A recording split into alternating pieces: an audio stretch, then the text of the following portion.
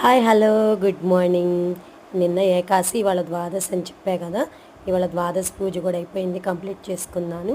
నిన్న ఏకాశి ఏం తినకుండా ఉపవాసం ఉండి ద్వాదశి పూజ చేసుకున్న తర్వాత నోట్లో వేసుకుంటామండి. మన ఇంట్లో ఏదైనా ఇప్పుడు దేవుడికి ప్రసాదం పెట్టాం కాబట్టి అది కొంచెం ముందు మన నోట్లో వేసుకొని తర్వాత మన ఇంట్లో ఏదైనా టిఫిన్ కానీ అలానే అరటిపండు పాలు ఏదో ఒకటి తీసుకోవచ్చు. అంటే ఏకాశి ఉపవాసం ఉన్న పాలు అవన్నీ తీసుకుంటాము. ఇవాళ కూడా అంతే.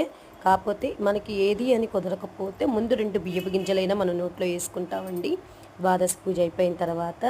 ప్లీజ్ మా వీడియో కనుక మీకు నచ్చినట్టయితే ప్లీజ్ లైక్ చేయండి. అలానే మా చిన్ని కృష్ణయ్య ఎలా ఉన్నాడో, మా కృష్ణయ్య ఎలా ఉన్నాడో ప్లీజ్ కామెంట్ చేయండి. ఓకేనా? చిన్ని చిన్ని కృష్ణయ్య సొగసరి కృష్ణయ్య, కృష్ణాయ వాసుదేవాయ హరే పరమాత్మని ప్రణతక్లేశనాదాయ గోవిందాయ నమో నమః.